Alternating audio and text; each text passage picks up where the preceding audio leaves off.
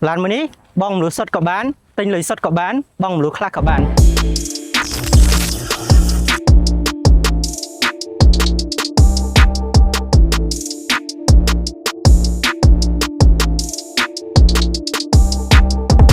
ខ្ញុំបាទគិរីថ្ងៃនេះខ្ញុំនឹងមកជជូនចំណុចពិសេសរបស់ Region 4 Ranger Raptor ស្រីឆ្នាំ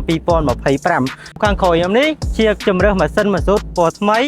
ពណ៌នេះមានតែលើស្រីឆ្នាំ2025តែប៉ុណ្ណោះ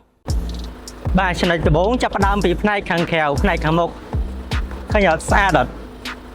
Region Off-road មិនផ្ដោតទៅលើស្អាតមិនផ្ដោតទៅលើភាពរលោងឬក៏ស្អាតឥតខ្ចោះនោះទេបាទប្រឡាក់បែបនេះទើបជា Region Off-road ជាគៀងគុជភ្លើងអូតូពេលថ្ងៃបិទពេលយប់បើកមេឃភ្លៀងពលឿនគ្រប់គ្រាន់ភ្លឺអូតូហើយក៏ឡើងចុះអូតូដូចគ្នា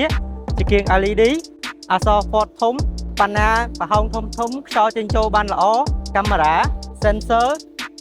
ហ្វុក light ប្រភេទគុជ LED Land Off-road តើតែមានកាមេរ៉ាបែបនេះហើយមានទឹកលាងបែបនេះទើបជា Land Off-road ប្រព័ន្ធ radar ចាប់ប្រាំងអូតូប្រព័ន្ធ radar ចាប់កន្លងផ្លូវផ្លិតទឹកអូតូកញ្ចក់មើលក្រោយក្តោបអូតូកាមេរ៉ាបន្លាញ sport បាទចូលដល់ខាងក្នុងម្ដងខាងនេះប្រព័ន្ធកំណត់ល្បឿនទៅតាមឡានខាងមុខប្រព័ន្ធចាប់កន្លងផ្លូវបាទចង្កឹះលេខ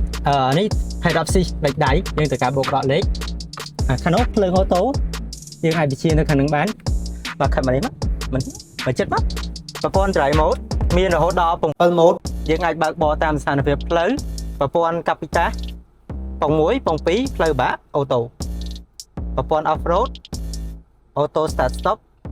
និង auto hold ខាងក្នុងមើលប៉ុណ្ណឹងបានទេតោះមើលខាងក្រៅវិញ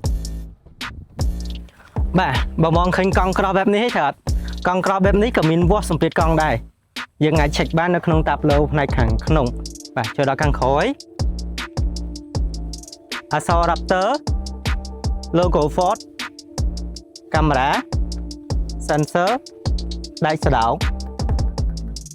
អ្វីដែលកាន់តែពិសេសនៅខាងក្រោយនេះមួយទៀតគឺធុងមួយនេះ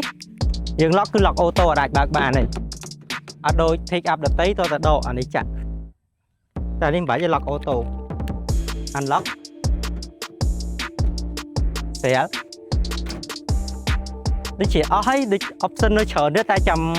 នៅវីដេអូក្រោយទៀតចាំនិយាយថែមទៀតសម្រាប់ពុំមានលម្អិតអាចធ្វើការទំនាក់ទំនងមកកាន់លោកខ្ញុំផ្ទាល់បានតាមរយៈលេខទូរស័ព្ទនៅខាងលើជាចុងក្រោយខ្ញុំបាទគិរីសូមអរគុណសូមជម្រាបបាយបាយ